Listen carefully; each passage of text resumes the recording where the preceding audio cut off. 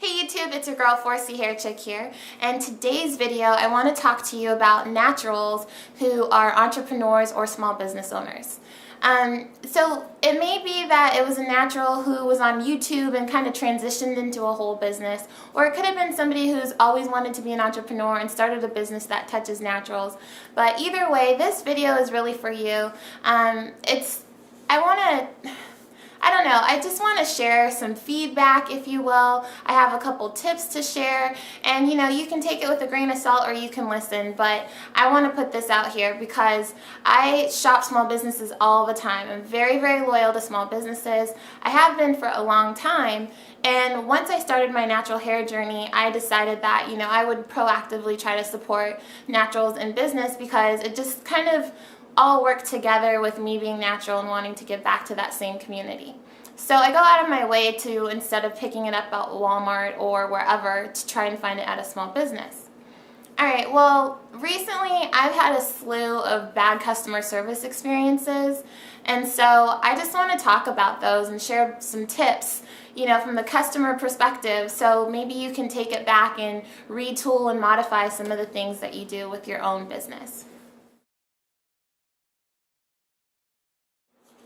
So the reason for me doing this video really isn't to rag on anybody, it's really about helping and providing constructive feedback, so please know that before I kind of go through my list of things. I pulled up some research about feedback and customer input, and I looked at some research from Timken Research Group, and 57% of customers who have a bad experience do not tell the company. They tell friends, family, and share it through their social networks. So that's a huge percentage of people that you'd never hear that they didn't like your product or something went wrong. They're just going to tell everybody else but you. So it's really important to be a company that's open to feedback. So I'd really encourage you, if you're going the entrepreneur route or the small business route, just be open to feedback from your customers because it's only going to help you, and honestly it's going to improve your relationship with your customers. So I want to share 5 tips on how you can improve your customer service experience. But before I do that, I want to share what led me to doing this video. So Black Friday, there were a lot of deals, and to make a long story short, I ended up ordering a t-shirt from a YouTuber.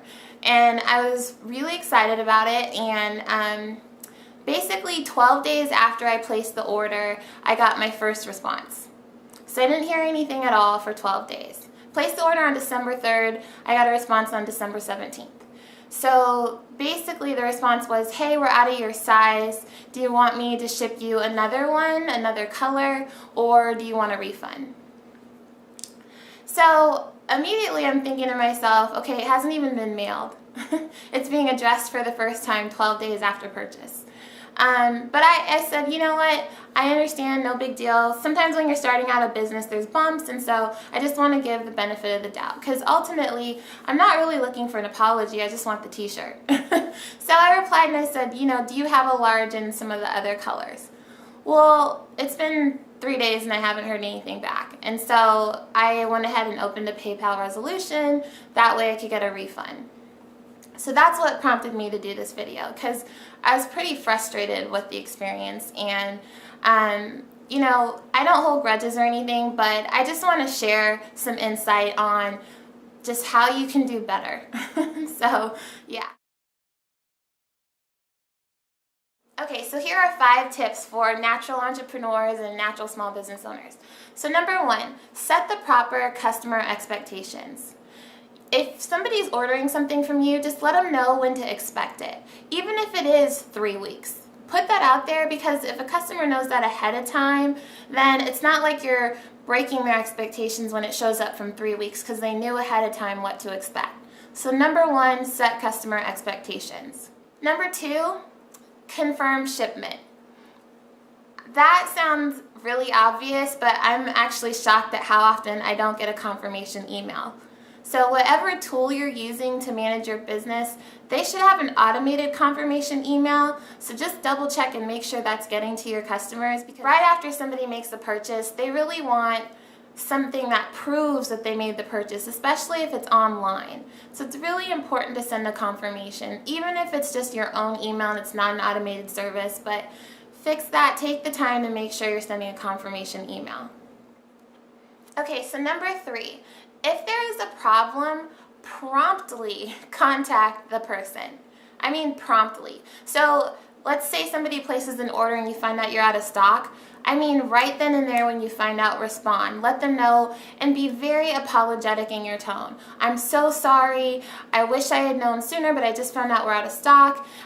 You know, and give them options. So don't just say we don't have it. Do you want a refund? But give them at least 2 or 3 options. Here are 3 other things that you can either get instead, or I can do the refund. You know, you are selling, so you don't want to go to the refund first. You want to see if you can get them to get something else. And then if you can't, all right, then, you know, do the refund. But no matter what, the point is address it as soon as you find out. Be very prompt and be apologetic about it. That's so, so important. Because the thing is, I think enough people are, you know, relaxed enough to understand that you can't be perfect all the time. You're going to make mistakes. Things are going to go wrong. And so customers are okay with that. But it's all about how do you handle the mistake when it's made? How do you handle that situation? And that's really the moment of truth in whether you win over a customer or not. So just something to think about. So number 4, after you address the problem, make sure you're providing status updates. So let's say that the customer has decided they're going to go with the second option that you gave them. Well, make sure that you send a follow-up just saying, hey, thank you so much for being flexible. We're sending you this other item. It should be here in such and such a time. You know, we really appreciate your business. But do something to follow up with the customer where something went wrong, because it shows that you value them and they're important, and they'll remember that. So tip number 5 is a little confusing, so I want to elaborate. Earlier, I was telling you when you have a problem, apologize and talk through what you're going to do and give them options. Well, I also in that same breath want to say an apology without a solution is useless. So it's never a good idea to just apologize to your customer. It's not enough to just apologize. You have to do more. You have to fix the problem, or you have to give them some other options. So number 5, don't apologize, just fix the problem. A lot of times when stuff goes wrong, especially in customer service, the person immediately is, oh, I'm so sorry, but they don't give you any options. They don't tell you how they're going to fix the problem. So I've kind of already said this in some of the other items, but really, at the end of the day, it's not about the apology, it's about how are you going to fix it. Okay, so you yelled at me. Well, what are you going to do going forward so it doesn't happen again? You know, okay, so it broke in the mail. Well, how are you changing things so next time that doesn't happen? Address what's broken, fix that problem, and tell your customer about it. That's so much stronger than an apology. So that's it. Those are the 5 things. I guess just to sum it up, number 1, set the proper expectations. Number 2, confirm shipment. Number 3, if there's a problem, address it promptly. And number 4, provide a status update once the problem's been addressed. And number 5, don't apologize, fix it. So once again, this is coming from a place of love. There's a lot of small businesses out there that do an excellent job and they get it right. You know, and there's others that are learning and they're developing, and some things are just trial by fire. You know, we all make mistakes. But, you know, you want to do your best to avoid causing any hardship to your customer. And if you're new to business, make sure that especially if you're new to business but you have a little money, seriously consider a consultant. Because the best thing that can happen to your business is learning from someone else's mistakes so that you don't have to make the same ones. So it's really worth your money and energy to get a consultant if you have the means to do so, because what you'll find if you're new to small businesses, you wear tons of hats. You know, you're not just in charge of maintaining the brand, you're in charge of so many other aspects. You wear all the hats in your business, and so sometimes you just need to ask for help. You know, you need to ask for help and you need additional support. You can't do it all by yourself. So if you're at a place where it's taking you, 2-3 weeks to follow up with somebody via email, consider asking for help. You know, you're going to be better for it. And it's hard to let go of control, but it's good for your business in the long run. Alright, so it's your girl 4cHairChick. This natural journey is crazy. But Yeah, I hope somebody finds that helpful. If you have any questions, feel free to leave them in the comments below. If you want to speak on this, if you had an experience that you want to talk about, please share that with me and leave that in the comments as well.